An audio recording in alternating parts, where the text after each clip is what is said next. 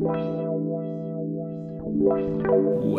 to Switchfoot 182, the podcast.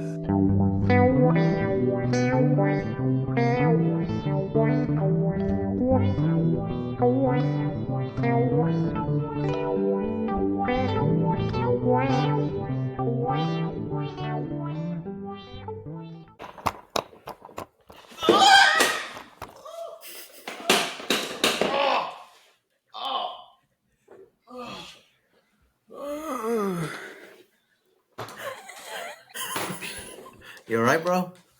I was just trying to impress a girl on my skateboard. It This was song's almost called 24. 24 skateboards. Welcome, Switchfooters. Welcome to the world of the foot. Welcome to Switchfoot 182. I'm your co-host, Tony, and I am joined by the emperor of the greatest casinos on earth, Cesar. Yep, that's right. Pay up, boys. And making his Switchfoot 182 heavyweight championship debut, weighing in at 182 kilos, Victor. What's up? I like how I'm always making a debut. I like it. I know. I actually thought about that before I said it for a second. I was like, No, it's good. I like it. It's new every day, I guess. So how's everyone doing? It's been a while. Yeah, it's been a while. It's been good. We all just saw each other though.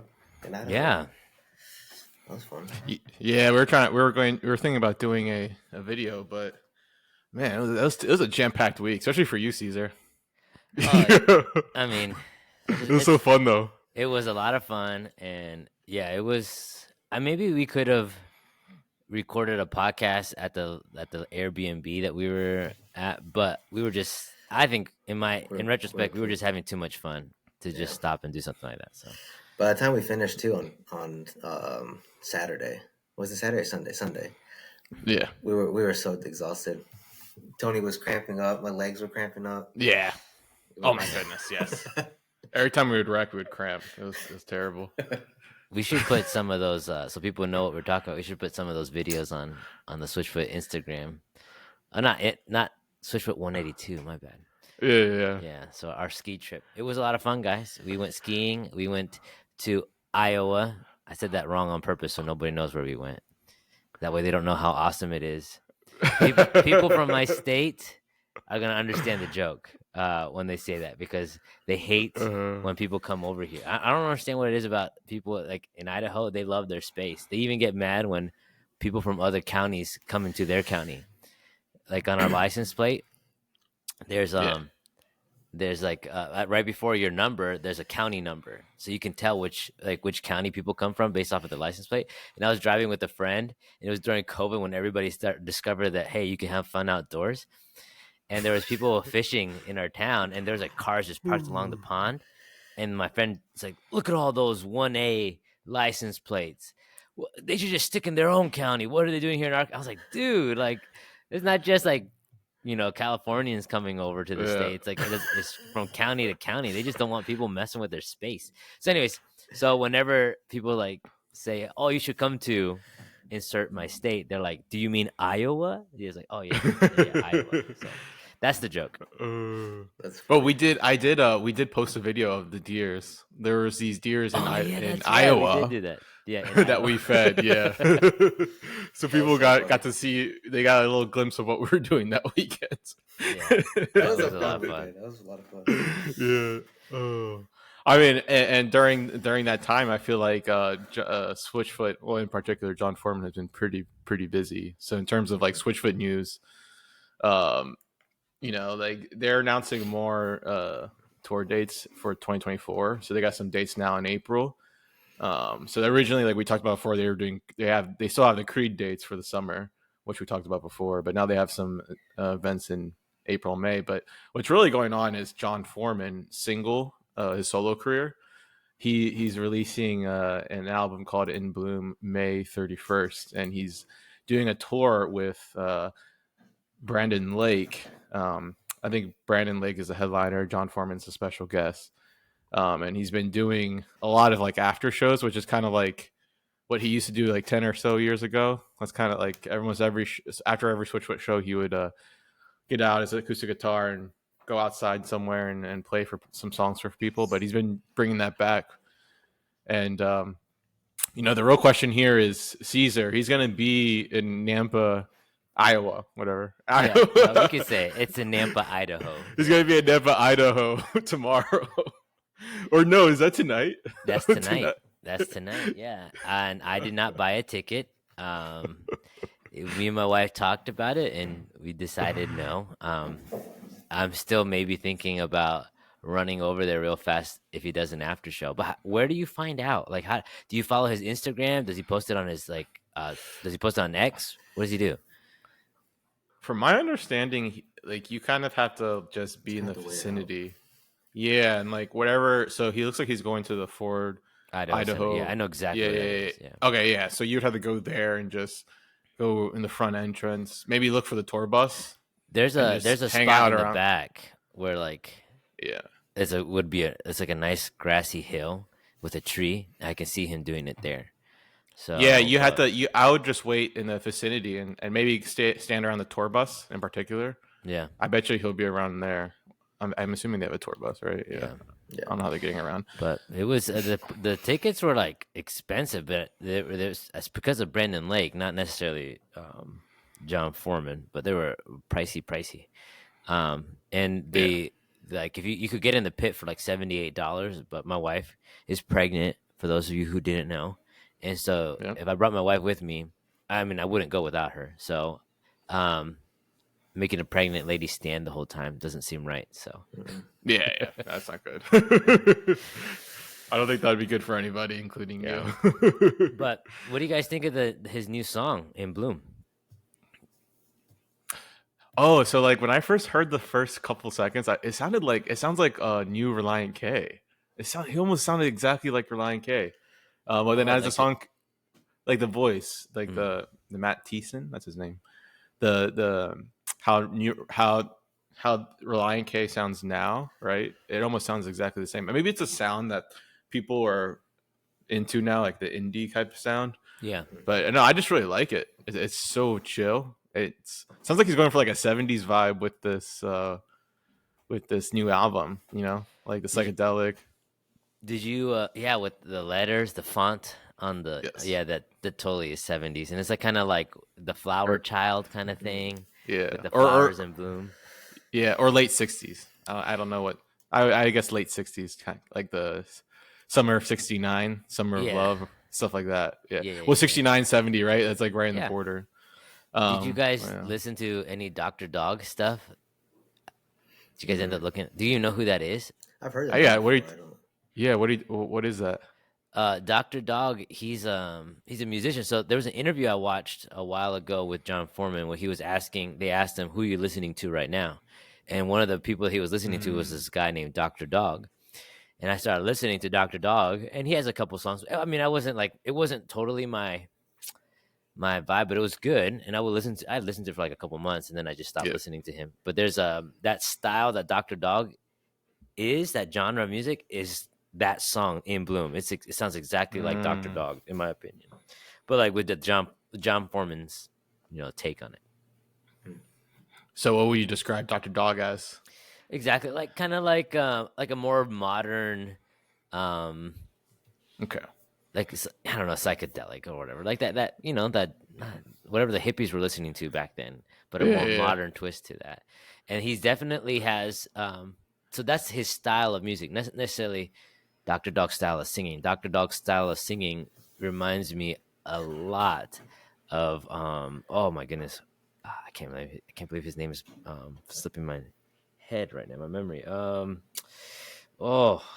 He's super famous folk singer. He won everybody knows who he is. Bob Dylan. Oh my goodness. Bob Dylan. I was gonna say. I was like, what in the world? There's a lot of famous folk singers, but yeah. Yeah. Bob Dylan. So Dr. Dog sounds like a lot like that. That gritty, raspiness, and the always, Bob Dylan always, his intonation goes up at the end of every phrase, like that. Mhm. And so Dr. Dog does that. So you don't hear Jon Foreman doing that. It's still Jon Foreman singing, but the style of music and like the rhythm, the beat, the guitar, it sounds a lot like that genre that Dr. Dog is in. Nice. What about you, Victor? How do you think about his? What are your opinions on Jon Foreman's new approach here? His new song. I forgot to listen to it before. Boo! I didn't do my homework.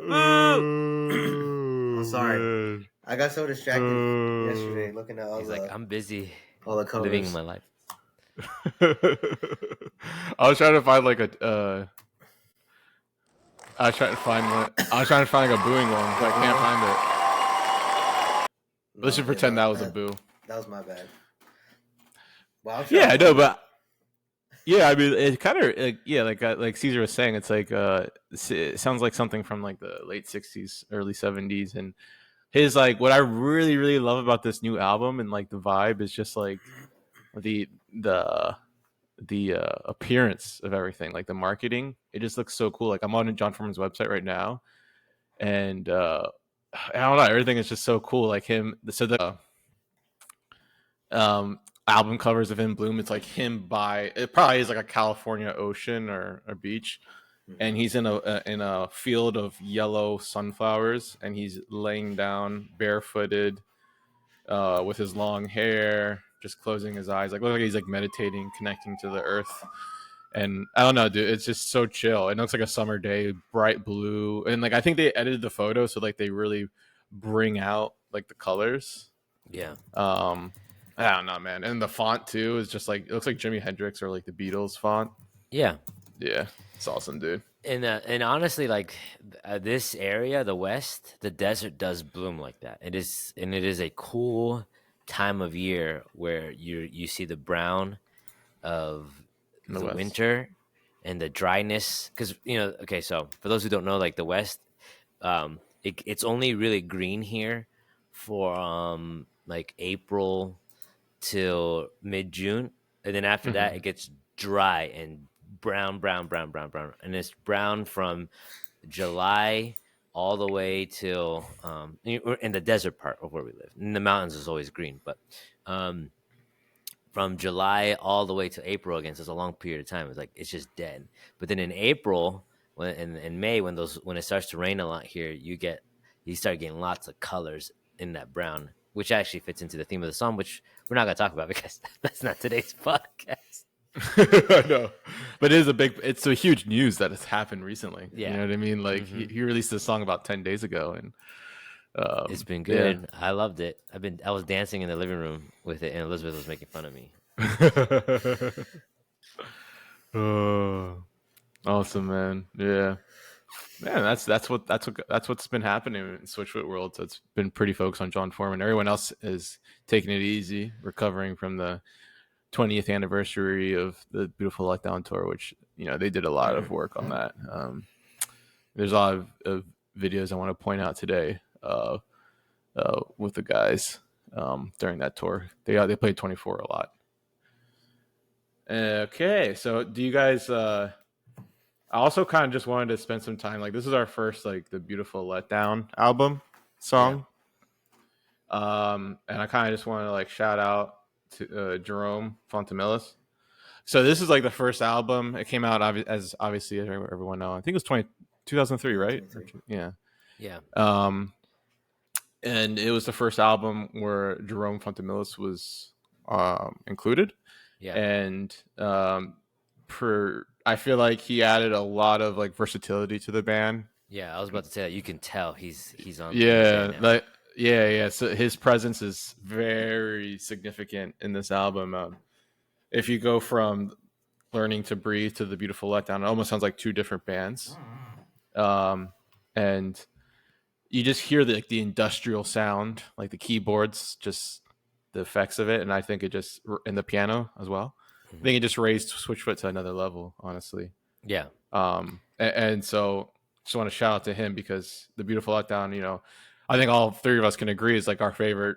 It's most people's favorite Switchfoot album. Yeah. I'm sure there's other people who prefer other albums, but I don't know. I just feel like his presence in the band, which is so significant. Which his song? So go ahead. Yeah, I was gonna say, which song do you feel Jerome's presence, if you want to put it that way, the most? Because I have one in my head that I think, but I want to know what you guys are you thinking More Than Fine? Yeah, that's a good one. I wasn't thinking of that one, but yeah. Because the beginning it's like all keyboard. It's not even like yeah. Mm-hmm. But that song I hear adding to the noise. I hear it a lot. I feel like there's some keyboards there. Gone. That's what I was thinking. Oh, you're thinking God? Switchfoot, like the synthesized. Yeah. Gone. On Fire has a really nice piano. Yeah. Which is him. What's the other song? I mean, I'm sure his presence obviously is. Yeah, I feel like those are the songs where he could just really tell the difference, you know? Yeah. And I think Jon learned how to play piano later on for fun, but that was like in recent years. But all that piano work is Jerome. So just wanted to shout out to him. And like his old bands are Full Zandra and Mortal, which are like these old 90s industrial Christian, I think almost metal, but Christian rock bands. And they're really good. I've listened to them before in the past. So check them out. But yeah, it was funny. Jon wanted a keyboard person on the Beautiful Letdown, and he heard of Jerome from Full Zandra and Mortal, which are bands that he liked from the '90s Christian scene. And he gave Jerome a call, and he was working in LA in a 9-to-5 office job, right? And he hated it. And he gave him a call, and he's like, "Hey, do you want to join our band, Switchfoot? You know, we want a keyboard player." And he's like, yes. But I feel like there's more to the story, but like I feel like it was like I mean, we could talk about it, the Beautiful Letdown, a little bit more, because there's this really interesting you know, when they did like the Beautiful Letdown our version, like they kind of talk about how the Beautiful Letdown barely came out. Did you see that, Cesar or Victor? Yeah. And a part of that period between 2000 and 2023, like Switchfoot didn't really know if they were going to continue being a band, right? Like it was kind of in the air, like, oh, are we going to do this forever? Like, do we have to get day jobs? And there was a lot of uncertainty during that period. And one of the uncertainties was like whether Jerome should join the band. And so like, I know there's more nuance to that story. And I think it's pretty private at this point. But yeah. I want to share something about Jerome. Two things about him that. Yep. His story in the Fading West documentary. Do you remember that? No. What's his story? Like is that the story I was just trying to tell? No. It has to do when he was a kid, and it was like the most inspiring thing ever. So he was taking piano lessons when he was a kid, and he fell in love with music, and he fell in love with the keyboard, and so he started experimenting, and he'd show up to his piano lessons, and he'd show his teacher, "Oh, look at this I just came up with." And then here you have a creative genius, you know, wrapped up in a little innocent package, you know, and he's playing this random, like, you know, weird stuff. His piano teacher like chastised him, says, "Oh, stop that," you know. And then basically discouraged him from experimenting and told him to just keep practicing what, you know, she was teaching him. And I always thought that was super inspiring, because here he was, like, you know, he was told not to explore that artistic part of himself, but he ignored that, and look where he is now. And then the other story that I like is back during all the lockdowns, when they're doing covers and they were doing those live concerts and stuff like that. They did a cover of Bob Dylan's song "Forever Young," right? And I don't know if you ever listened to that. It's beautiful. I play that to Mateo, not every night, but quite frequently when we go to bed. And it's because it's almost like a prayer. But Jerome sings a line, and Elizabeth, my wife, she says that that's her favorite line, because out of all the singers, he's not the most talented in singing, but he puts himself out there anyways, and he sings, and she loves it. And I thought, oh, that's really cool, because, you know, and you should see everybody's faces. You know, all the guys in the band are smiling, and they're so happy Jerome's singing, because he's a little bit, you know, that's not what he does. He's not a singer. He's the piano player. But those two things about Jerome, I like every time I think about him, I think about those 2 stories. I'm like, yeah, that guy's awesome. Yeah. And oh man, do you guys remember when he had cancer and he beat it? You guys remember that a couple years back? I forgot all about that. Oh yeah. Everyone was devastated, but he luckily beat it. He had surgery and they removed it all, so he's been very healthy since then. But everyone was very devastated when that happened. So it just shows you how big part of the band he is, and this album is his homecoming, and it's not surprising that it became Switchfoot's the greatest with him on it. So what are you? So now that we're talking about the Beautiful Letdown, what is everyone's impression in particular with regard to 24, the song? Now there's 3 versions that we can talk about, right? As you guys know, we have the original OG version, right? Like the one from 2020, or the one from 2004. Sorry, I'm used to saying 2004 or 2003. Sorry, that's the one that's on the original mix of the Beautiful Letdown. We have our version, which came out 2023. That's what I wanted to say, last year, and then we have the kind of like the our version cover by the guy from 21 Pilots. I feel like those are like the 3 versions everyone's kind of like thinking about. Yeah. So I don't know. Like we could talk about all 3 of them, or like which one you think is better. But what are you guys' thoughts on this song in general? Victor, you want to go first? Yeah, I can go first. No, I'm not going to be a popular person on this podcast today. Oh no! He's gonna say something really weird. But it's not one of my favorite songs, to be honest. I like the song. It's a beautiful song. Oh! It's a beautiful song, but I'm gonna be the bad guy in this episode. It's a great song. Don't get me wrong, but I don't really. Yeah, like in comparison, if I'm gonna choose between like this song to listen to or like another song on that album, I'll listen to another song like first. Yeah. Which song would you pick over 24? Any of them on that album? Any of them on the album? Okay, that's not really my favorite song. It's really calm. It's a calming song. So like, it's not like it's just like it's too calm for me. If that makes any sense, too mellow. So I know I'm gonna trigger people when I say this. So like you feel a little bored. It's a little bored. Like, is that what you're saying? Like, so it's a little too mellow for me. I like the more upbeat of it, but songs. But I mean, musically, it's a very beautiful song musically and all that. So like I appreciate that aspect of it, and it's like the lyrics are very powerful. There's a lot of like really good symbolism in the lyrics. But if I was gonna put it on like a scale, it would be like on the bottom, unfortunately. But yeah, of the Beautiful Letdown.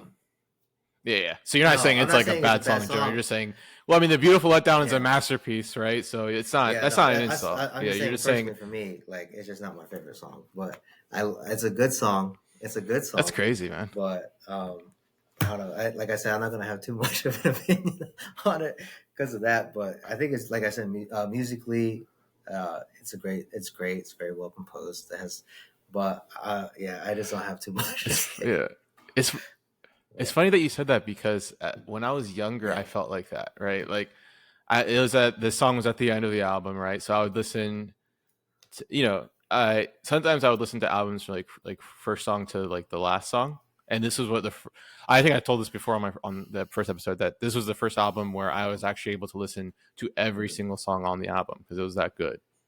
I've never, like before when I had an album, I'd just listen to like 1 or 3, the 3 hits or the 2 hits or the 1 hit, whatever. That's it. I wouldn't listen to any of the other songs that were like fillers. But the Beautiful Letdown was the first album in my life where I could listen to, I think Meant to Live is the first one, right? Meant to Live, This Is Your Life, and then like I have like the order memorized. I think I'm more than fine. Yeah, so like I could listen to like each song. It was like a movie. It's like watching a movie for like an hour, right? And then by the time I got to 24, I always felt like, oh, okay, I'm like kind of like ready to move on and start my day or something, or do something else, or go to bed. Maybe I was listening to it at night. And so 24 always was the one that was like, I'm not really into it. I think it's a very mature song. and I think that's why when I was younger I didn't like it. But as I got older, this song really blossomed for me, especially when you turn 24, and then when you're about to turn 25, right? I think you have to really sit and listen and just really focus on what he's saying, right? And I think a lot of it can go over. Like I said, I think it's a very subtle song. It's like mellow, and I get what Victor's saying, but I don't know. I honestly love this song. I think the melodies are so beautiful. The string arrangements, which I wonder if that's keyboard or actual strings. Probably actual strings. In the OG version and the new version. But I mean, between the three versions, I mean, the new version I really like, right? And I think Jon's voice has his voice has kind of like gone with the tide of like what's not popular now, but like it's a style of singing now. It's like an indie type of style, and he kind of sings like that now. Whereas back then, in 2003, he sang more like post grungy. Like his breath was like super like airy and like 24. What? Now it's different. It's a little bit more like indie. So I feel like the songs are completely different, like the OG version, the new one, and I just Cesar, what do you think? Like, which one's the best version? Like, okay. So I feel very differently about all of y'all. I already knew where this was going. I'm 24. Yeah, I'm like the extreme opposite of Victor over here. I got to the end and I cried when I listened to 24. I was so moved by it, and I'll explain why when we analyze the lyrics and talk about the meaning of the song. Yeah. But that was like I was in preparation for this podcast. I was listening to it and I was listening to all three versions. So to answer that question, which one I think is the best? Yeah. Sentimentally, on a sentimental level, the original one, because I feel you can feel the pain in the song.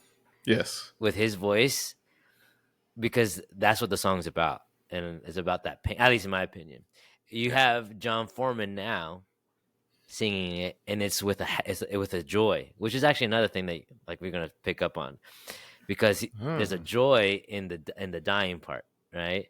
Yeah. But he wasn't feeling that joy back then. Right. So I think, anyways, it's kind of actually really cool that you have before, like, you have a kid singing it, and then you have that same guy as a mature adult now singing it. And there's definitely difference in the song, in the voices, but I identify still more with that pain part. And so I really enjoy the OG. One thing I want to say about the guy from 21 Pilots, I really was actually happy with who they picked to sing that song.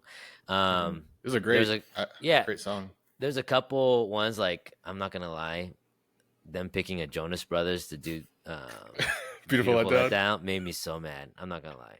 Why? Nick Jonas is cool. He's all right, but it was just too in sync for me. That's Backstreet Boys for me. My opinion, the Ryan K Ammunition is perfect. Oh, that was literally the best. That was the best song on that album. That was the only time I've ever thought in my life they did it better. They did it better. I was like, oh no! Like good. Honestly, like Ammunition, Ryan K. Okay, so for me, I feel like Switchfoot did it better. I just think, but it was like a perfect, like, if Switchfoot was writing songs for Lion King, they'd be like, here you go, here's one that you can use. We'll be your ghostwriter. It was a good fit for them. Yeah. So, but yeah, I was happy with who they picked for 24. I think his voice was really good for it. I think honestly, I like 21 Pilots, and I've listened to a lot of their music in the past, and because I'm always really sensitive to religious imagery and all that kind of stuff in lyrics, I picked up on it's not as much as Creed. Like, I don't know what was Creed doing that, but I picked up on some of it here and there. So I've always wondered if he had like some kind of religious upbringing. Sounds like he did. That influenced his influenced his songwriting, right? And so I just feel like he got the lyrics, and so he sang it right, so. Yeah, that 21 Pilots version on that album was great. I really liked it, and I liked how you like threw in Jon at the end as kind of like a nod. Yeah. And like, I don't know if you guys noticed, like, is it just me or is like the Dare You to Move version? The guy was just like, "Yo, this I'm not gonna even bother touching this." It kind of sounds like it's just John singing, right? And then he does like one verse, and they both sing. Isn't that how that Dare You to Move version goes? Like, I don't think the guy even tries. Like, he's like, which he shouldn't, right? Like, I get it. It's too sacred. Yeah. It's like, oh, that Dare You to Move is like the That was like the epitome of the Switchfoot. whole thing, the whole era. Yeah. So he's like, yeah, exactly. So he didn't even like bother. Which I mean, yeah, totally understand. I would probably do the same thing. I'd probably just, what would have been funny was just like another Switchfoot version of Dare You to Move. Like, oh, that's my version. Yeah, who's from One Republic. Yeah. You know what? I can't. It's not like in my head right now. Actually, Is that the guy who did Dare You to Move? Yeah, the guy from One Republic. Yeah, like he just let John sing like the first verse, and then he like did the second verse, and then they did like a duet. But otherwise, I mean, I don't think he wanted to mess with the sacred version too much. Yeah, because that is like, isn't that still like number one Switchfoot song on Spotify or something like that? Dare You to Move. Yeah, well, there's a weird. I'm on Spotify right now. Like, there's this weird thing where the Learning to Breathe version is number one, and I have no idea how that happened. Like, obviously that version is great too, but we talked about this before. Like, the Beautiful Letdown version is just produced way better, and it's just more fuller, and I don't know, it's just better, right? And that's why the guys re-recorded it, because they thought the Learning to Breathe album version wasn't good enough. But anyways, on Spotify, the Dare You to Move from Learning to Breathe is number one. Oh, it has the most views. It has like 100 million views. Yeah, I don't know why. I think some people were like, "Oh, here's Dare You to Move," and they kept listening to it, and then it's like a circular effect. Like, more people listened to it, so it kept popping up number one, and then before you knew it, that one person's mistake that thought it was like the legit one. Yeah. It just spiraled out. But it's still the same song. I mean, like, that's the one. Yeah. Everybody's like, you ever heard of Switchfoot? Oh, don't they sing that Dare You to Move song? Like, correct. Yeah.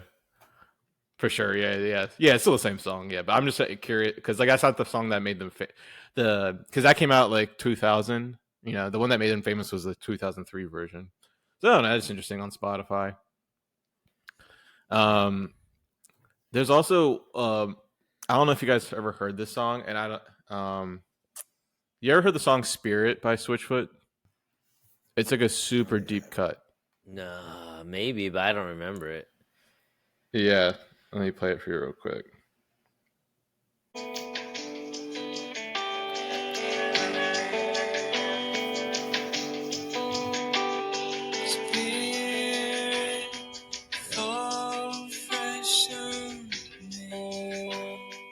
I don't know why, but 24 reminds me of that song. I have no idea why. It's like the same, like it's the same theme. It's the same vibe, and it's like almost musically almost sounds the same. Like right here sounds like 24.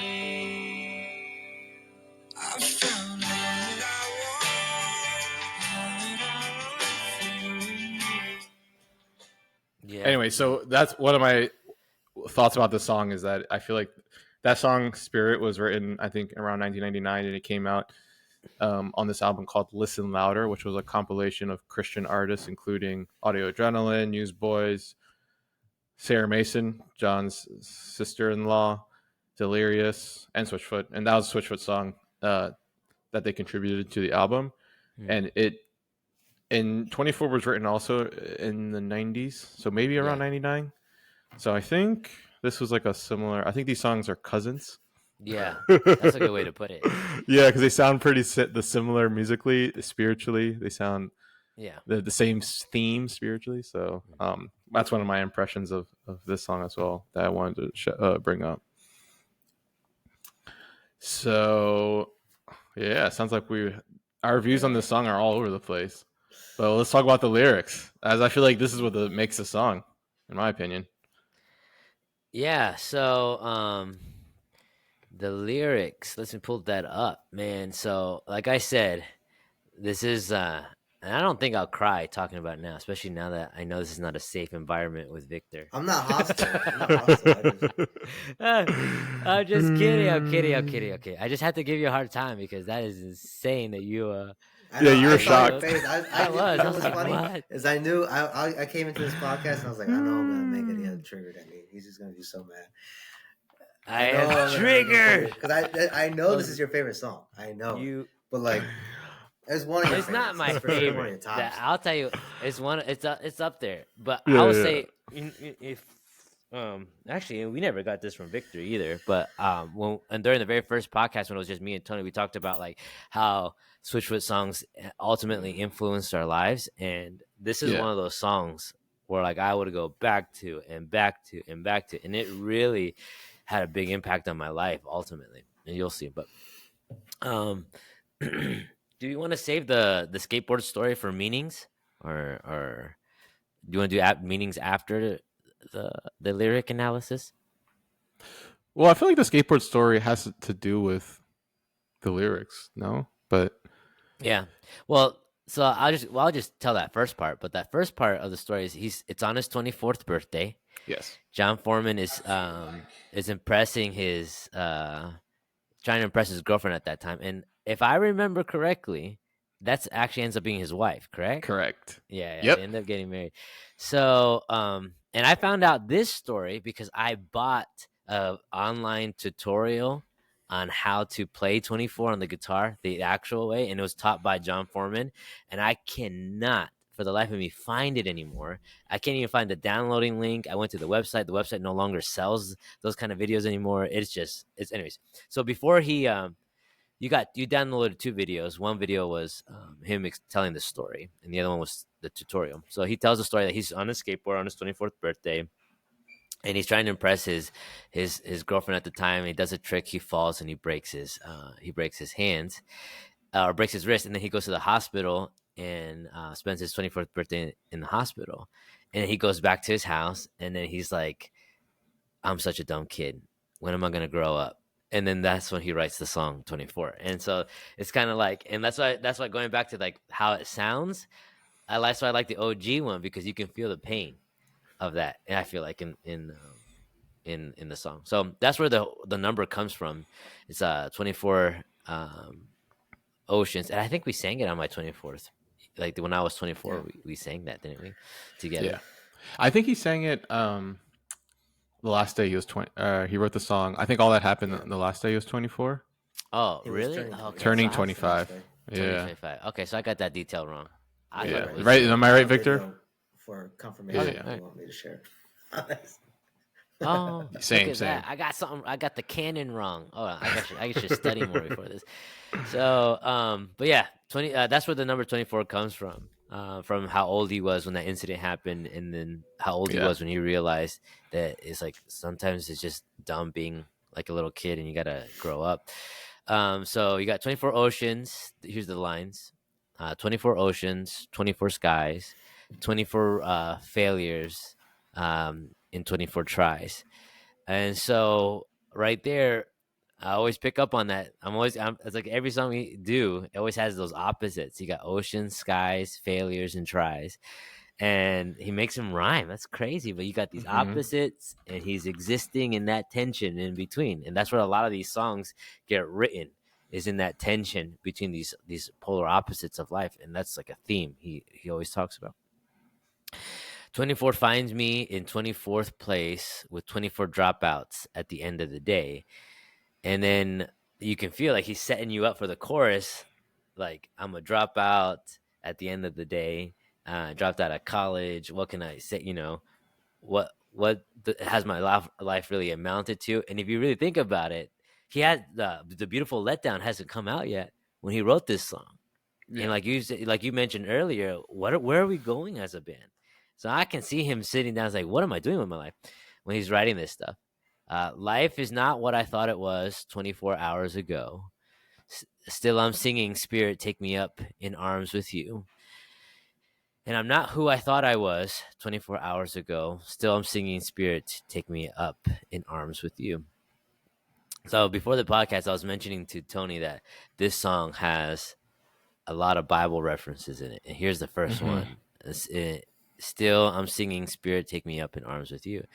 In John chapter 14, verse 6, there's a promise that God makes, Jesus makes, that he's kind of preparing his disciples for his death on the cross and the ultimate departure from this world. And he says, don't worry, though. I'm sending you a comforter. And he makes this promise like several times, and even like right a blanket comforter. Like a blanket comforter. It's a person who's gonna comfort them.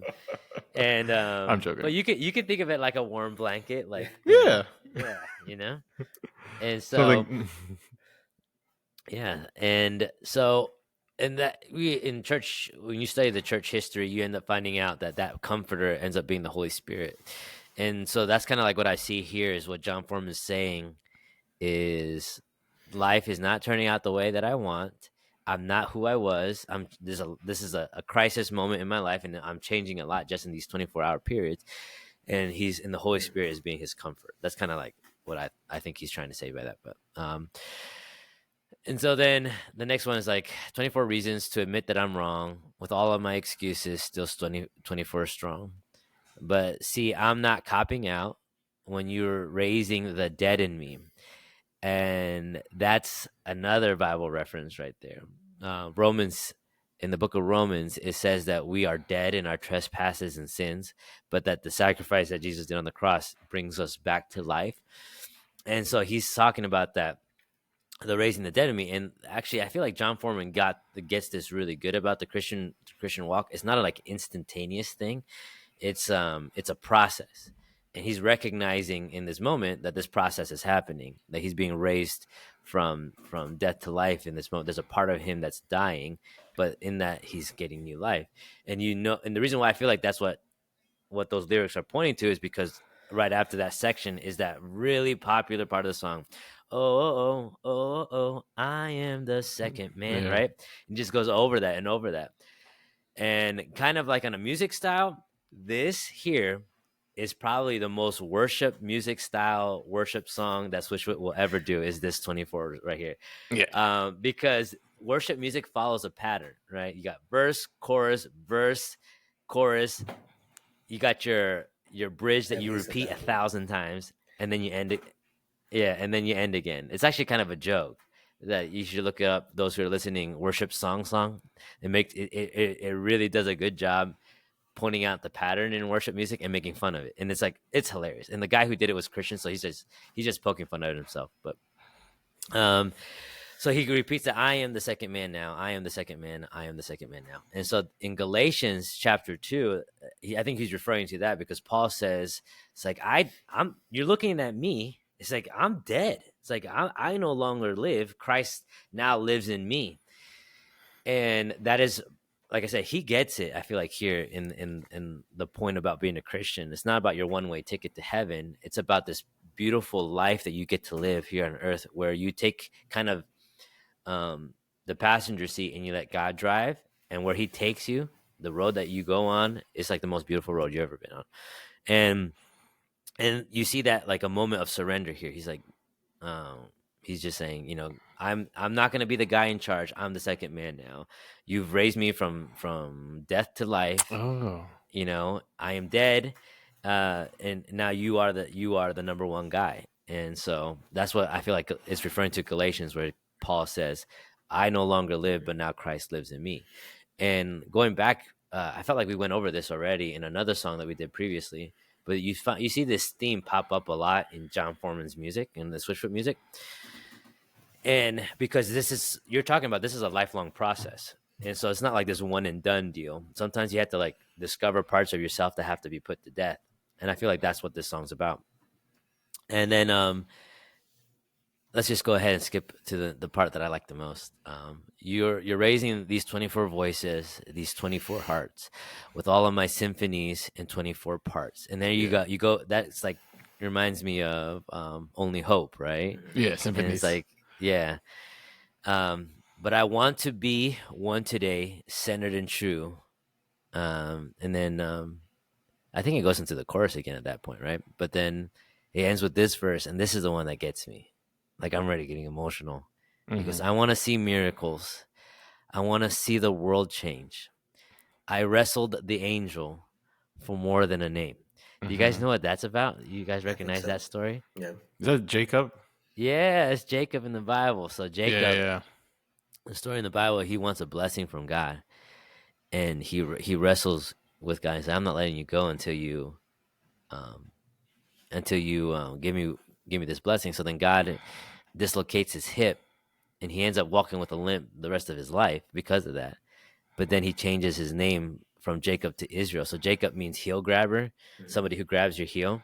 Yeah. But Israel means one who wrestles with God. And so he changed his name to one who wrestles with God, and then gives him the blessing. And that's the most like awesome masculine testosterone filled story ever.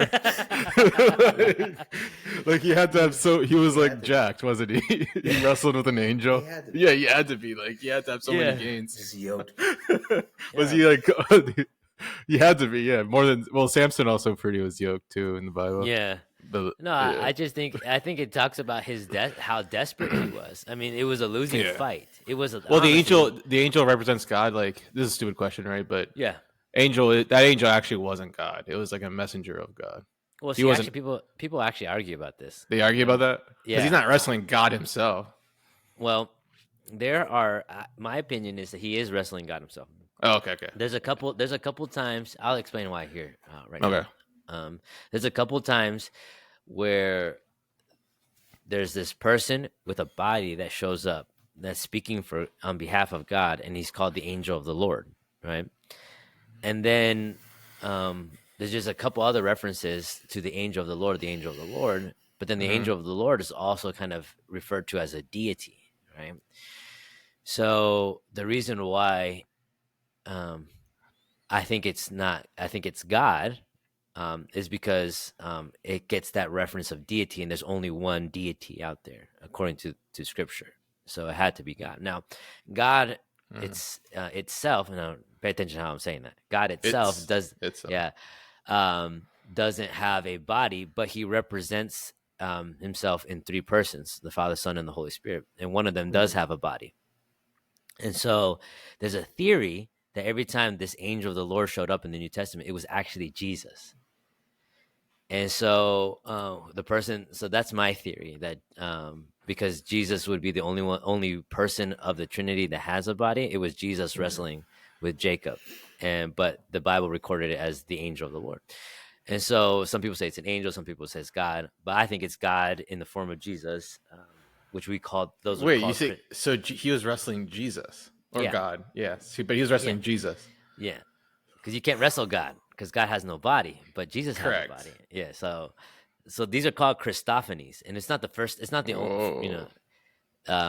There's Abraham gets visited by God, or and he's accompanied by angels. Yeah, and they and God sits down and eats with them, and then walks with them and talks with them. So that's Jesus. It has to be Jesus because God in human form. Yeah. God in human form is always Jesus, right? So correct. Yeah. So so that's what I think. I think he wrestled Jesus, and because he's God, that's so cool. Yeah, he ultimately loses, right? Because you can, you could be yoked like Samson, but you're not going to win. Obviously, So that's why he gets his hip gets dislocated, and like God never fixes his hip. He just lets him. It's like it's messed up for life. Well, he needs to go to the chiropractor, right, Victor? You're gonna put it back in for him. That's funny. Call this number. Yeah. He's gonna sponsor this episode. You're gonna start making money, guys. Yeah. So I think that's who he was wrestling. But I think the point with Jon Foreman kind of referring back to this story is the desperateness. Because how desperate do you have to be to wrestle with somebody you're gonna lose to try to get something, And that's kind of what I see here is that, and that's kind of a big thing to say because this is the whole story of the nation of Israel, right? And it's like I want to wrestle the angel for more than just the name. And I was like, dang, that's a big thing he wants. That's a lot of desire right there because it's more than just the nation of Israel. I'm not sure if that's what he meant, but that's a powerful statement, It is to say that. And so for more than a feeling, for more than a cause, singing Spirit, take me up in arms with you. You're raising the dead in me. And it goes back to that beautiful ending. where it has the chorus and the O's singing over each other. This song live is just like this part, like where he stops and he's just like, it's like everything's quiet and he's just strumming. I want to see miracles, and he has like the strum, dude. Like this song is live is like super powerful, and I think Victor, you're talking about subtle. So this song is way better live than on the record, in my opinion, like musically, because this is a song that like like if Jon Foreman was in your living room right now, had his guitar and was singing it to you, you would be crying. I think this is the type of song that requires Jon Foreman in person to really get everything out of it. And this part you're talking about, like, you know, I want to see miracles. I want to see the world change. I wrestle angels for more than any more, feeling more. That's like those are really deep lyrics. Yeah. And for me, that last line, I was talking to Elizabeth about this. And what I told her was, it just like it hit me all at once. I was like crying in the kitchen talking to her. It's like I've always wanted that. Like I've always identified deeply with, like, I don't want my life to be a waste. I want it to mean something. And then, like, you know, that's been always my prayer my whole life. God, please use me. I want to see this world change, and I want to be a part of that. And then I get my job that I have now, and just, you see the miracles. Yeah, it's like I see, you know, just as the one time. I mean, sorry, not to get off on my own stuff, but just yesterday, go for it. I got a text message from one of my students, and poor thing, she was at my house crying. You know, her dad basically, I mean, it was back on drugs, and it wasn't a safe situation, and so CPS had to come in and take her away, and so, you know, and I struggled, you know, am I doing the right thing by calling CPS and all that kind of stuff, and then ultimately she texted me yesterday. She's in a really good place. She started going to church, and she didn't really like the whole Christian thing. One of the things she said was like, I don't want to be the second man, like referring to this song. I want to be the number one man in my life. I want to call the shots. And the idea of somebody else calling the shots for me, I just do not like that. She texted me yesterday. She's like, hey, by the way, I'm going to get baptized on April 7th. And I want you to come and watch me get baptized. And I was just like, dang, that's like, for me, that's a mini miracle. And I get to be a part of that story. So that's why I identify with that last part of that song, is because I get to see you got to see it. Yeah, and like that's all I've always wanted that my whole entire life. I mean, and is a miracle ever mini, right? Like, isn't that the whole point of a miracle? It's not mini. It's like something that's miraculous. Literally, that's where it comes from. So, you know, that's awesome, dude, to see someone's life change. And, you know, I hope things get better for her, and I'm sure they will. She's doing good. She's doing good. That's good. Yeah, I mean, and like I don't know, man. This song, like, there's a video of the that we'll talk about, but when Jon Foreman plays this song and it goes into the crowd, people like get super emotional. Like it's like it's a powerful song. Like it's like but it's like ridiculous. Like people are like lose their minds. But it's just shows you how powerful the song is. And I also learned what copping out means. Is there any type of meaning to that, like in the Bible? No, Caesar, I think I just always understood. Maybe there is, but I always understood it as like, don't be a cop out. Like, don't just like give up. Correct. Yeah. Mm-hmm. Yeah, exactly. But I never knew what that meant until I heard this song. That was the first time I heard it. But I always liked the line, "I'm not copping out when you're raising the dead in me." Yeah. Oh yeah, when that's good. I never. Yeah. I'm not copping out when you're raising the dead in me. Yeah. The when you're raising. That's a cool line. I always like that. And then the song ends with him saying, "I'm not copping out. I'm not copping out. I'm not copping out." Yeah. So I mean, it's just super powerful. It is a good song. And Victor, you said there's really nothing with song meanings, right? It's kind of just like basically what we just talked about. It's basically what we just talked about, right? Serious. There was one that talked about the Jonas Brothers, so I thought that was pretty funny. I can share about that one if you want. What did they say? I don't even know if I want to. What happened? FHCXC 2010. That's whoever. I don't know what kind of username that is. I didn't. Well, anyway, I didn't. Okay. And they said, "I love this song." The first time I heard this, it was at a Jonas Brothers AMA after party, free concert, and I started crying not because Joe Jonas is so sexy when he sings 24. Oh yeah, that's right. The Jonas Brothers sang this song. Yeah, they used to cover this song because they're big Switchfoot fans. You're right. Or because of Nick's They're right. Nick's curly curls were so cute, but because of the emotion evoked when you sing these words, I went directly home and gushed about the concert and ran upstairs and downloaded it off of iTunes. It's an essential ballad, anthem ballad for me. It brings tears to my eyes. It's beautifully written and crafted and represents looking back on your life, really what we're talking about, and thinking that you have nothing to show for it and all the successes that you have. But I think, I really love the song, whatever. But yeah, they said that the the Joe Jonas versions wasn't bad, but they prefer the Switchfoot one live. So there you have it. But I think there was another one. There was another one. He's like, this guy shared a story. I guess he got in a car. I can read it. I guess he got in a car accident while listening to the song, and it's really. People love sharing that. Like, so "Find My Zephyr" by Red Hot Chili Peppers. Maybe Victor knows it. It's a really good song. Everyone should check it out. "My Zephyr." And some girl was saying how she got in a car accident. I don't know. I think she was the passenger, and she like flipped like 100 times. It was a serious car accident. Like flipped 100 times, and like the radio station, they weren't listening to that song, but the radio station like got like changed when they were flipping, and it changed to that song, and it was like playing that song, and her reminder that she was still alive was like hearing the song, and the song is like very like majestic and beautiful, and she. But people always talk about that, like car accidents and songs. Like, I was rocking this out when I got ran over by a truck. I dare you to. Oh my goodness! Imagine listening to POD. What's that music video? Alive. Yeah, here comes or boom. Yeah.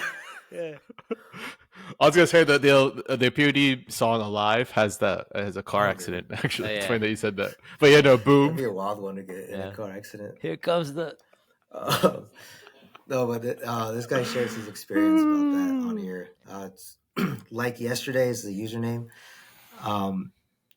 He's like, I've always loved this song. Switchfoot is my favorite band, and the lyrics are beautiful. A little over a year ago, it gained so much more significance to me. I was driving alone at night when I lost control of my car on a country road. I ended up flipping, and it was happening as I just remember praying to God to be with me and protect me. I was so scared. Wow. I honestly thought I was going to die. At 17 years old, I was listening to 24 when I crashed. The iPod. This is kind of dating. It was on an iPod. The iPod. Yeah. Wait. He was driving with his iPod on the aux cord. Like he was. You remember how we used to have to do that? Oh, okay. Yeah, it was probably one of those tape things. You know what I'm talking about? Yeah. The tape thing. Yeah. For all our younger listeners, a tape thingy is a little tape cassette with a aux cord sticking out of it, and you stuck it in the tape player. Yeah, you can play. And you can play whatever you want.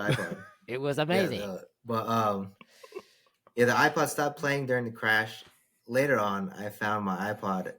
I found my iPod. I played the rest of it where it had stopped, and the point in the song was, still I'm singing "Spirit, Take Me Up in Arms with You." So I guess that's where it started back up, like where the iPod paused. Wow. Spirit, take me up in arms with you. See, I'm not copping out. And when you're raising me from the dead, he just finishes off that whole verse, but in his comment. But I thought that was a pretty cool story. Like that's kind of wild. Like you turn your iPod really back on after you just got in this horrible car accident, and it picks up right there. Like that's just wild. But those are really the only good ones I found on here this time around. But yeah, all the other ones were already it would just be redundant at this point because it's already what we talked about. But yeah. But I think the power in this song really comes from the core of the message, right? And that is like at our lowest points. Mm-hmm. And I think sometimes it takes us that too, because we're such stubborn creatures, right? We want to do everything our own way. And even the book Proverbs says that our way seems right, but it leads to destruction. And we try to do our way all the time. We want to do it our way, our way, our way, our way, our way. And all it does is bring us a big car wreck.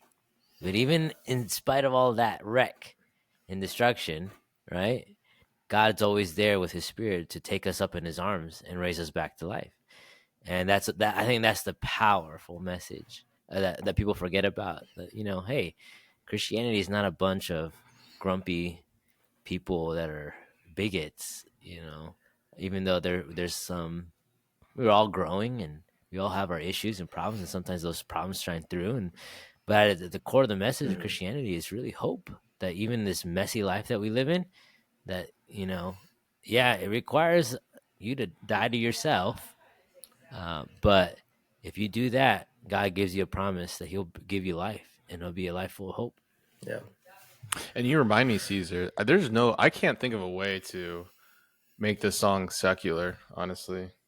Like like a secular meaning. Yeah. And I think I was looking up some people's comments on the song, and like a lot of secular people were saying, like, yeah, like it's a great song, and I totally understand that it's a spiritual song. Like people don't even try to make it like secular. Yeah. I can't really, you know what I mean? No, like I said, this is the closest thing that Switchfoot has, in my opinion, to an actual legitimate worship song that you would sing. Correct. It's almost undeniable. Like spirit, when you say like I'm the second man. For me, I always thought that meant like being born again and stuff, but like the spirit part, it's undeniable. There was actually one thing in song meanings that I read. A couple people talked about it, where like an extra meaning, I guess, like to 24 was like, if you think about it as a day, it's a complete day, if that makes any sense. So like something about completion, that's cool. Also being a part of the meaning. And it's in the. Yeah. I want to be one and true, complete, yeah, like one. Yeah. I don't want to be like actually, separate. I forgot about that. Things. I want to be one. Whatever you were talking about, but what's about that? Okay, so let's explore this a little bit. So I want to ask a question. I want to hear what you guys think. Yeah. What is it with Jon Foreman that to be complete and true requires death? Have you noticed that? Like even in the song "Bloom" that we just talked about at the beginning of the podcast. I'm a desert in bloom. I'm a desert in bloom, death to life. There's a line in there about the seed dying. So, and he has that line in a lot of his other songs.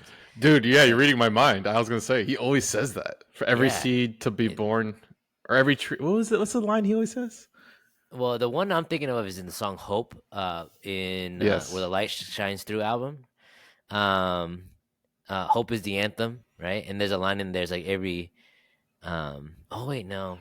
I'm thinking of another song, but there's a line that says every seed needs to die before it grows.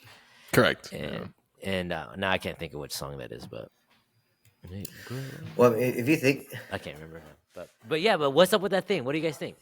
Why is he always says in order to have complete and full, fullness in life, it requires this death. Yeah. Sorry, enough to let me go. That's the one. Yeah. Anyways, that's so, which is a great song too from Hello Hurricane. Yeah. I think this concept is like every seed has to die before it grows. I mean, like literally, that's actually what happens, and objectively, scientifically, right? Like the seed no longer becomes a seed and becomes a tree. But I think what he's saying is for us to grow as humans, we have to embrace discomfort. We have to embrace things that may be unpleasant. We have to face things that, aren't maybe things we don't want to face, that don't feel good. And I think that's what the song talks about. He's facing the 24 voices in his head. He's facing these hard things, but then God is breaking all that down and building him right back up. Or I would even say he's using all that stuff to build him right back up. Like, he's using the pain and Because kind of like what you said earlier, like we don't like the suck, right? We hate it, and yet like you have to endure the suck sometimes in order for things to to get better. Yeah. Or that's what makes you stronger in the future too. That's you have to die before you can grow and become a big tree. You know, a seed is so small, but that small seed becomes this big, giant, grounded, rooted, massive thing, right? Yeah. But to become that big, grounded, rooted, massive oak tree or whatever, you know, you got to first die as a seed, and maybe that's scary, right? That dying process. And I think that's kind of where he gets at. You know, like you have to grow up and to be a man, you have to face these things, and that's what he did when he was 24. And you're saying when he's now that he's like 50 or 42 or whatever, it's he sees it in a different way, like more perspective, right? Yeah, He's and a I think big like tree. he's a big tree, and he's just smiling at all of us little seeds, and he's like, "You'll get there," you know. Correct. And that's kind of how I see it. Like and the thing is, it's like he's, I don't know, like when you go through that process, it's so scary. Like giving up your dreams or just putting yourself in uncomfortable situations for a goal that you hope to achieve one day, right? Like becoming a big band. That's what they did. Yeah. You don't know. You don't know what's and going to like happen. I think we talked about this before. He wrote this song. It was during the Learning to Breathe period. He wrote this song. He didn't write this in 2003. He wrote this in 1999 when they were broke and not legit. And that 2000 to 2003 period for Switchfoot was like pretty dark. Like they didn't know if they were going to be a band. Like they were thinking like, oh, maybe we should get legit jobs. You know what I mean? Maybe I should go back to college. Like Chad had a degree. He could have probably done something, but Tim, yeah, I mean, like they didn't know if they were going to go forward. They're trying to get signed to a big label, which they did. But before that, like, yeah, it was rough. So that's where this song comes from. Yeah, like you said, the unknown. The unknown, that scariness. But when you get through it, the joy that you experience on the other side, I think that's what people don't like. You have to have faith in that. Like you got to trust. My life is going to be good if I just go through this crap, you know. I think about like college sucks, but I just got to get through it because my life is going to be better if I get through Correct. it, you know. An apprenticeship, you know, for people who don't go to college. Yeah, you know, you be a lineman, you be an apprentice, man. You're basically everybody's errand boy, right? It sucks, but you got to get through it because on the other side, you know. Yeah, and that's 24, man. And like from Jon Foreman himself, like speaking of web articles, I found this really interesting quote from him. So I can basically tell you what the song is even more about if you haven't gotten it. Yeah. So Jon Foreman quote, "I wrote this song near the end of my 24th year on this planet. Whenever we run, whenever the sun finds us, when he rises, we remain stuck with ourselves. That can be overwhelming. Sometimes I feel like my soul is polluted with politicians, each with a different point of view. With all 24 of them in disagreement, each voice is yelling to be heard. And so I am divided against myself. I feel that I am a hypocrite until I am one. When all the yelling inside of me dies, I've heard that the truth will set you free. That's what I'm living for, freedom of spirit. I find unity and peace in none of the diversions that this world offers. But I've seen glimpses of truth. That's where I want to run." End quote, Jon Foreman. And he's so talking about, he's talking about what 24 means. So he is so good with words, man. So I think we like killed literally, and now we've started as seeds and now we're trees talking about the song. My opinion is changing. I knew it was a deep song. I was excited about this podcast for multiple reasons. I wanted to kind of like get under Cesar's skin a little bit because I knew that was going to make him upset. But but I also wanted to learn more because I knew this was a deep song, but I didn't really understand why. So like hearing this is. Yeah, like I said, like I think if you don't hear this live, you have to like it's a subtle song. You have to sit down and think about it. It's not going to be in your face. But when it's live, it's I think it's actually kind of cool too. Like if you look at like the progression of like the album, Beautiful Letdown, like that's one of the last songs, and the first song is Meant to Live. You know what I'm saying? So like, I don't know. Oh yeah, that's so good, man. I never thought about that. That's awesome. But no, that's the one thing about Beautiful Letdown. It's a nice big package, you know. Kind of like what Tony said earlier. It's like watching a movie, you know. Yeah, it really is like a movie for your ears. You know what I mean? This was the first album where I was like, "Oh, I can listen to a whole album and not skip a song." And if you think about it, it's almost like I feel like it probably was intentional because if you think about "Dare You to Move," it's kind of like a middle point of the album, and like that's like you're meant to like you're meant to live for more, but then like what are you gonna do about it? You're gonna move, and then you have the end like result. Oh wait! You're meant to live, right? Like so, we were meant to do this, and then they're like, "This is your life, dude. Like, what are you doing?" And you're like, "I want to be more than fine." And then you're like, "Well, if you want to be more than fine, you got I dare you to move." And then you're like, "Okay, I'm moving." And then you're like, "Well, now I need to get redemption." And now everything is gone. Now I'm on fire. Now I'm adding to noise, and now I'm 24. And then you're at one with yourself. You like went through all the stages. No, for real. I feel like that's very intentional. That has to be intentional. Dude. This album is just like a masterpiece. It's amazing. Yeah, this album that's is so just good. Yeah.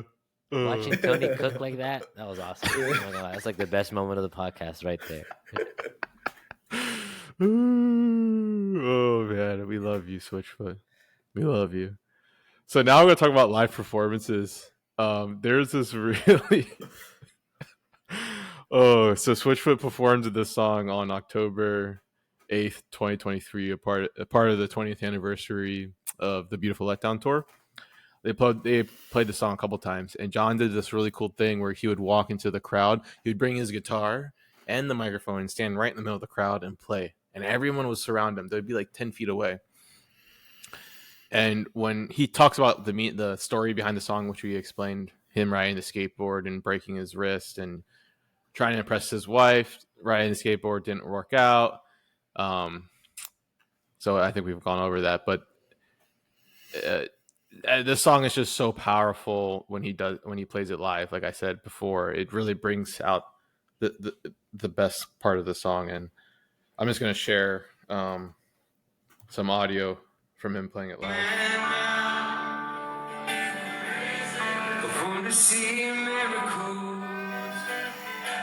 There's like people crying.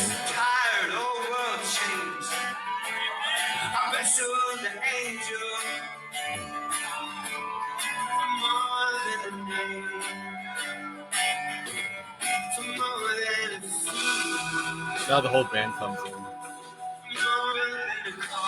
Now he's like done. It's getting super emotional now. People are like crying.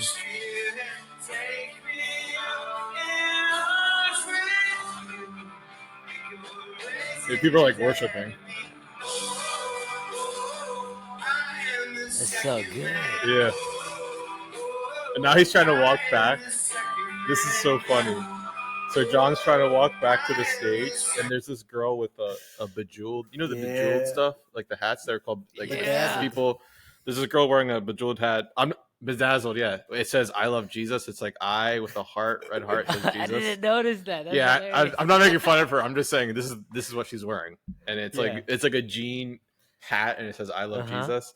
And she's like tears, like she's literally like this song just like did something to her and everyone else. Because it's like super dramatic anyway. So she's like, she's on the verge, she's tears, and she sees Jon trying to get out and go back to the stage. Like he threw his guitar and his microphone to everyone. He's like, put it back on stage, and everyone is like compliant. And like everyone in the audience, like Switchfoot fans are very nice. Like they're touching him, like giving him a high five, but like they're letting him move. Like they're not like stopping him, right? But this girl literally hugs him, and it's the most awkward hug because he wants to get on stage. And she won't let him, and he doesn't know how. He's like trying to be nice, and so there's like a good like 10 seconds. It was a long. Where it's just Jon Foreman being like, like being forced. No, did you notice how he like tried to push her away at first? Yeah, it was really gentle, and then it was so awkward. It was the most awkward thing I ever. Yeah, let me. Right when he goes in for the hug. This is the hug. Listen to him. So he doesn't sing anymore. He's trying to push her away. He's like, he's trying to get out. Yeah. And she won't move. That's a long time. There comes a point. There you go. Now he's good. I think he was relieved. He pushed her away at that second time. You can see him, his arm goes like out like this. She doesn't let him go. Yeah. Okay, I hugged Jon Foreman for like 10 seconds, but it was not 10 seconds. It was like a second. It felt like 10 seconds, but it was not like that. Like she literally like forced him to be there. Like, that was full frontal hug, head on his chest, crying. Oh man, probably got a little snot on his shirt. You know? Yeah. Yeah, with her "I love Jesus" bedazzled hat. I don't know. The hat was just it was. I didn't notice it was bedazzled and it said "I love Jesus." I just feel like that just makes it way better. I don't know for some reason. It does make it better. Oh, shout out to her though. oh, I'm sure that was like the forget moment that. of her life. You know that. You have had, other than his family members, she's the only other person who's hugged him. Yeah, that long. probably. Yeah. Like I don't like who like that was Congratulations, achievement unlocked. But she was so like taken away by this song that I don't think she even realized how awkward it was. But I also will add this: he's a stud. That guy is a good-looking guy. Jon Foreman. Yes, Yeah, like younger Jon Foreman is extremely handsome. Like the 2003, like you know what I mean, like when Meant to Live, the Beautiful Letdown era, like those. Yeah, that's one of the reasons why they became famous, honestly. Because like when the record labels hire you back then, like music videos were the big thing. So Columbia looked at them, they're like, oh yeah, this guy's handsome, his brother's handsome, like let's do it, yeah. So like yeah, they're definitely handsome dudes. The Foreman bros. The Foreman brothers. Yeah, and so like that was the best video. There was a bunch of other videos where he does similar things from 2023. He goes in the crowd and sings. And one of my favorite renditions of 24 is also from the Live in San Diego video. So people should check that out. This was from 2004, sorry. And yeah, you can see handsome Jon Foreman here if you're interested. But he plays 24 there too. They play a bunch of Beautiful Letdown songs during that Live from San Diego performance. So Victor, was there any? I mean, we talked about the 21 Pilots guys cover, but how are the covers? Yeah, they actually. I'll start with the Mormon. The Mormon ones. I don't know if they're Mormon actually. They look like they're in California or something.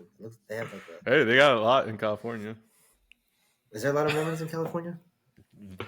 When Tony flew out here, he flew in a plane full of Mormons. They're all coming back from their 2-year mission. Yeah, I was on a plane full of Mormon ministries when I went to Idaho. That sounds like a Mormon. Yes, I can.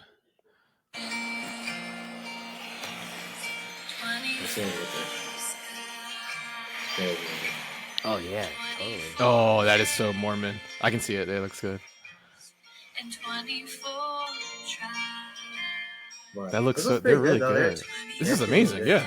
Where are they at? It's California. It looks like California. Looks like Hawaii. Like they're definitely Mormon. Yeah. So this is what they do in the summer, right? So the winter they go to the ski resorts. Yeah, that's what it is. Let me get to the chorus. It's pretty good.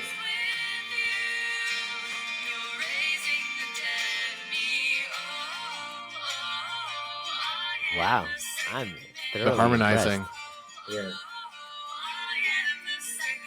But Cesar, you're saying the Mormons they're good at singing. Yeah. Is that like a thing? I mean, I don't know. It's just a joke that we started that hasn't died. So just keep it going. Yeah. If you're born Mormon, you're a good singer. Well, no, I'll start. Like I said, that one was really good. I like that one. Yeah. Really good. It was a good duet. Did I tell you my suspicions that Ben Rector's is a Mormon? Who's Ben Rector? You don't know who? Oh my goodness. No. He's really good. I don't recognize. Is that a singer? Yeah. Sorry. Ben Rector is a singer. But he has this line about like, he misses his old heroes and where, magic or touch. Talking guy was like magic things happening behind a curtain, and there's like a thing in the temple, Mormon temple, where you have to be behind a curtain. I don't know. So, but he's a good singer too, and he's Mormon. So, have you guys seen like where the lead singer of Tyler Joseph, the lead singer of 21 Pilots, talks about him doing like going on tour with Switchfoot? No. Oh, dude, I was gonna share that before we had the glitch. Yeah, so he was talking about him. Okay, yeah, share it since you got the. This is a funny story. Albums of all time is The Beautiful Letdown by Switchfoot. I remember listening to that record over and over again, and then I was fortunate enough to have my own musical career that crossed paths with Jon and the guys from the band, and I remember the first night we ever hung out was at one of our shows afterwards in the green room. We played a game that Jon called Voice Memo Roulette, where we traded phones and we got to play any random voice memo out loud in front of everyone. And it was embarrassing and funny. And I remember thinking these guys are everything that I would want them to be as people. And then a few years later, when Jon reached out about being a part of their re-release of this album, absolutely, of course. And I remember one of the first songs that I mentioned, right out of my mouth was 24. I mean, 24 is one of my favorite tracks on that record, and probably has influenced me in ways that I still haven't quite figured out entirely. And so it is really an honor to be a part of the release. And thanks for having me, guys. Man, I thought that was pretty cool. That is pretty cool. I like 'cause how they're you like said a that. big band too. Like they're blowing up right now. That's like if you're like a conservative, like super conservative Christian, but you still want to be a rebel, you listen to 21 Pilots. I've noticed that. That's funny. Are they like? I've obviously heard of the name, and I probably have heard because they're so blown up. They probably have heard of the songs, but I don't. Yeah. But they're just clean. Okay, they're not saying they're okay. Their style is very like I would say like kind of indie, but with a lot of like electrical shouts. If that makes any sense. Okay. But they're very good. I like some of their songs. But I found so they do the cover with on the Beautiful Letdown, right? But they I found an AI cover. Of them doing. Hold on, man. I need to pull it up. It keeps wanting to play ads and stuff. That's fine. But it was actually the vocals on this one were really insane. Sorry. Can you hear it okay? Yeah. 24 failures and 24 tries. This is an AI version of him singing it, even though he already sang it. Yeah, it's weird. Well, I don't know why. When did it come out? That's what I'm saying. I think it came out. Look at the date. Like, what's the purpose of it then? Unless it came out before. It says 6 months ago. It doesn't have an actual date. Oh yeah, that makes no sense. But the vocals are so different. He's not even hitting the key fully. Yeah. It's totally AI. Yeah. I'm noticing. He's like so off weird. key. Yeah, it's so off. It's the same like so music you have those intervals, right? Yeah. Like the space between. It's the same intervals over and over and over. Yeah. It's so funny. But then the actual you guys listened to the actual cover that he did, right? Yes. Yeah. It's really good. Very good. I'll play a snippet of it. I like the I'm not sure what it is exactly. But when it gets to the chorus, I'm gonna skip to the chorus since we've heard it. You're talking about like a synthesizer, the electronic sound? Yeah. That sound. Agreed. Yes.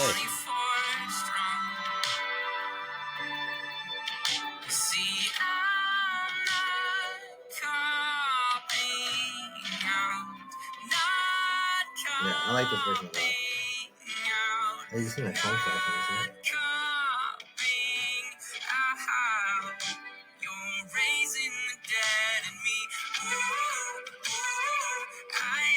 That's hot right there.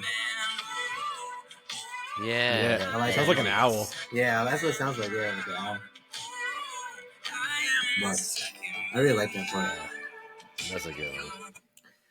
Yeah, what is that? Like that's like a keyboard, right? Some sort of just keyboard. a synthesizer. It sounds. You ever see those keyboards with the little wheel on the side, and you go wee wee wee? You ever see that? Like with the airwave ones? Yeah. What you're talking about? Like it's like an antenna that sticks up. No. You ever seen those? No, it's like on an electric keyboard. It has the keys. You press down a key, and there's like a little wheel on the side, and then you can like make it slide as you push it up or go down. You never seen those before? No, I don't know. It's just like it's like a whammy bar for a keyboard. That's exactly what it does. And so that's what it sounds like to me. You know? Yeah, it probably is. I'm so embarrassed. I just did that on a podcast. I need to stop singing. I found a choir. Oh, I want to hear this. It's actually pretty good. It's like like pentatonics where they do like the instrumentals too. Yeah. Sounds great. It's like some kids, I think. It looks like a youth group or something.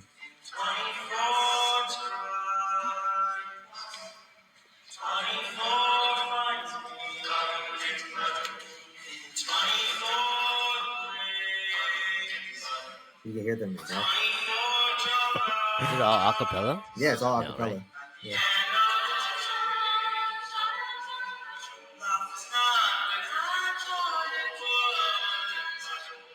You hear that?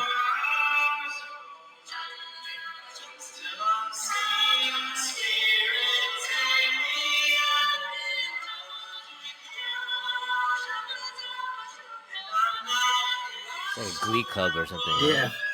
Is that like like pentatonics or whatever? Don't they do Yeah. that? It's like it's That's just cool. that one was pretty good. And then it's a mashup. Yeah. This is a mashup between I don't know who's Christine Perry or something like that, right? That sings 1,000 Miles. That the one that everybody plays at the wedding. You know what I'm talking about? It's like, yeah.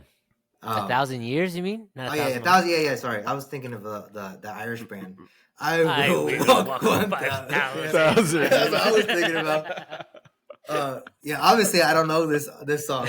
Imagine playing that. That'd be hilarious. Walking down the aisle. Yeah, I obviously know the song, as you can tell.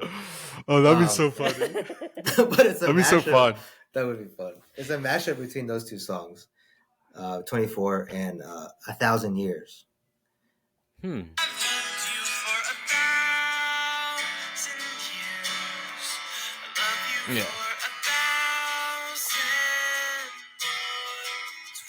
The scarf is good.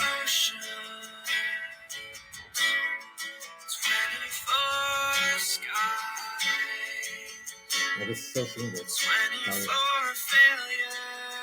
It works really good together. That's crazy.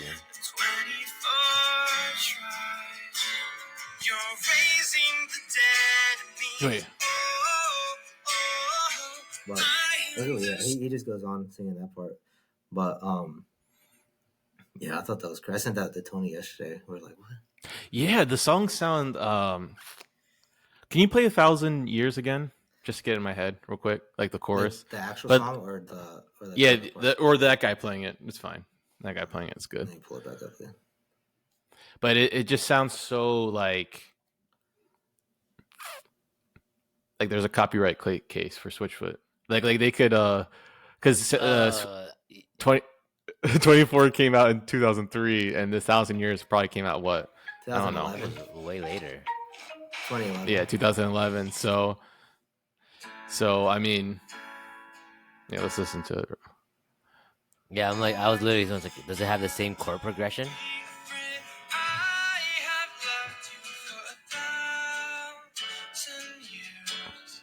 And then, so that's the chord progression for that part. And then What's the chorus again? Is that the chorus? that's the chorus, yeah. That is the chorus? Yeah, this is the part where he matches it.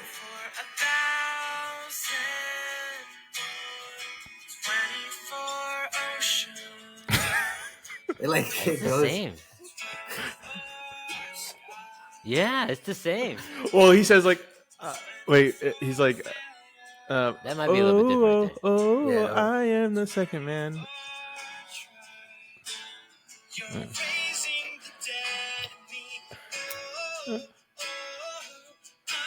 1,000 years. Yeah. You see what I'm talking about? Yeah. Do you see that part that's like basically the same? Yeah. Yeah. It's wild. It's so I crazy. love you for 1,000. So the part that's like, oh, I You know how am many the second times that man. happens though? Is the same thing as 1,000? Yeah, no, but there are cases. So you heard, I was talking to Victor about this real quick.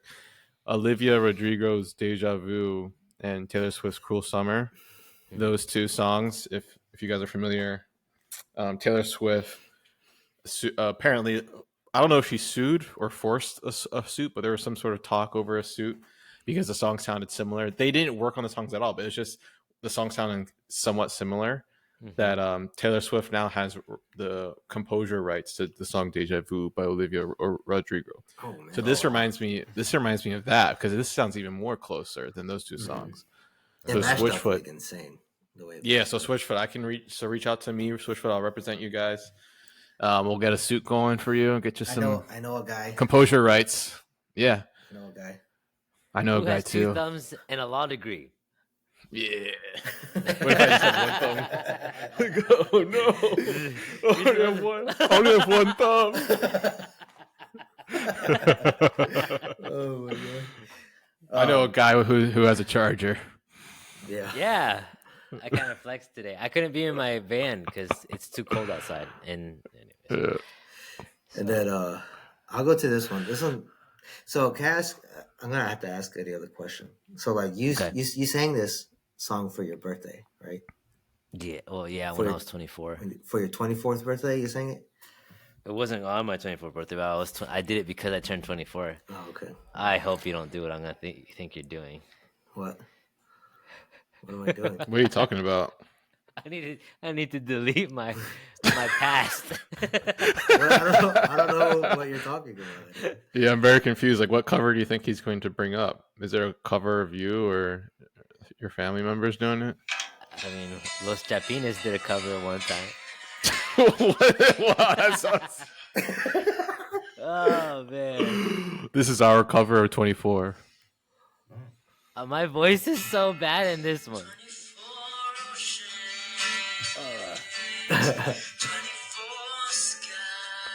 Do you hear it all right?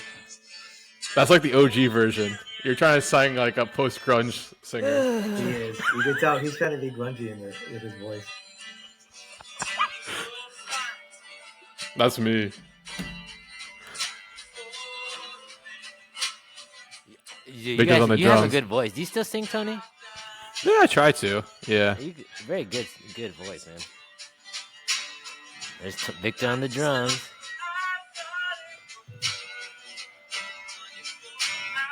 It's pretty good for. It is, man. How For 10 years old ago. Okay. Yeah, Mine I is was 10. 24. Yeah, Cesar was 24. That was October 12th of 2012. It was good. Oh man, that was good, Tony. You go back and play that Yeah, again. man. That's a really good. Yeah. Yeah. Yeah, that's good. Yeah. Gave it all. Yeah, man. Gave it my all. I think I was 20. Keep playing. You keep playing it, man.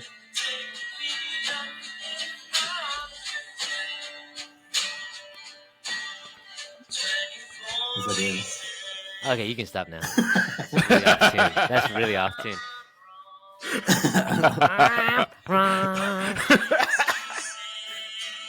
I'm gonna skip forward to the chorus, but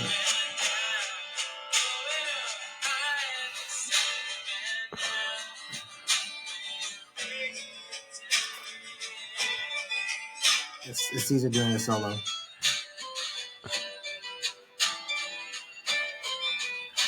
It's so good. You guys, I'm not sure if you remember, you guys actually do like a duet part at the end. No, I don't remember. Can you play that part? Yeah, it's almost there, I think. I'll just play it out. It's about a minute left.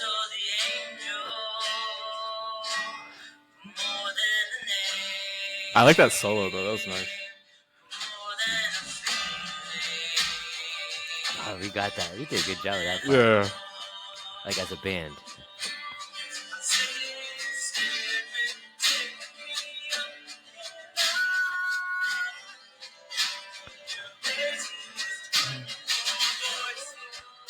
Oh, yeah. Yeah. You guys are like singing opposite parts. Yeah. It's good, man. Oh yeah, Tony. Yeah.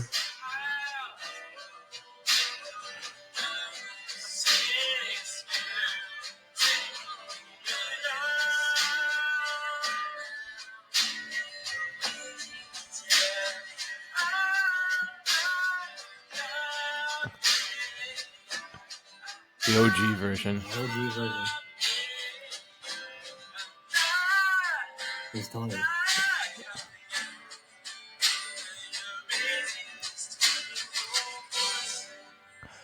There it is. Nice. That was good, man. That was good. Woo. Sign us a record label, man. Yeah. Yeah. Our version, you can do Beautiful Letdown. Our version is 2.0. Los Chapinos version. Oh yeah. But that was the grand finale there. That's all I had left.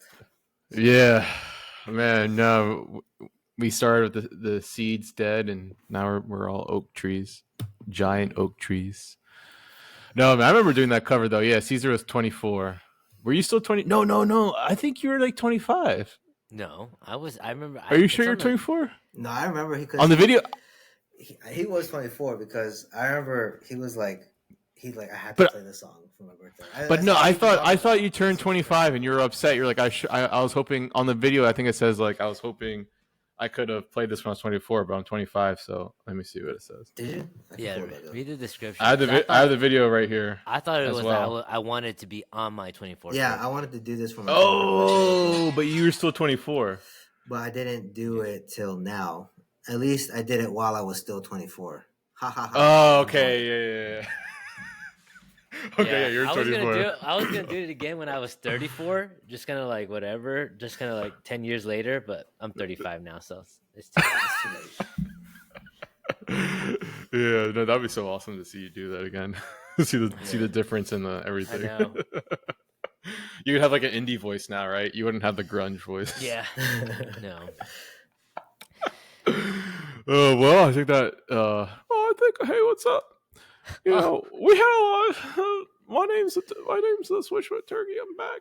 He's back. I really like 24. You know, but the thing is I don't.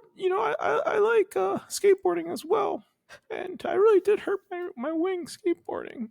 You know, so it's really dangerous to skateboard and watch it on your iPod. You know what I mean?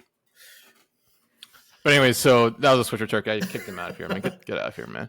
So Victor, yes. Do you like the song now more or more? Yeah, I like it more. My respect for the song has gone now up. More. Yeah, for sure, absolutely. So before we did this, it was not feeling it, but now you are. If we were gonna put it on a scale from 1 to 10 in the beginning, it was probably like a solid 3, and then now it's like at a 7. It's at a 7 now. Okay. I was like, whoa. Hey, I came out today. I was like, I'm gonna offend some people. It's okay. There is a Switchfoot song that I will put at a solid 3. Only one out of all of them. I just cannot say. But I'll say that for another day. Is it? It's on a different album though, right? Yeah, it's not on this album at all. Obviously, yeah. Everything's a 10. Yeah. So, but Cesar, how about you? More or less, or I mean, you loved the song before, so it's the same. Yeah. It's not, I've always loved this song. Yeah, it's good. I'm just happy that we converted Victor before it was too late. Yeah, thank you. Anyways, well, Tony really liked the song. I mean, he probably gave it a 7, but now he has it at a 9.3. Now, me personally, since I hurt my wing listening to the song while skateboarding, I'm going to give it a 0. Anyways, no, shut up, Turkey. I can't believe you did that in front of my friends. Okay, guys. I'm going to eat some turkey now, guys. Peace. All right, bye. Thank you for listening to Switchfoot 182, a song-by-song Switchfoot podcast. Follow us on Instagram at Switchfoot182. If you have a question or a comment, send us an email at switchfoot182@gmail.com. That's 182 spelled out, in words, not numbers. I'm your co-host, Tony. Until the next time.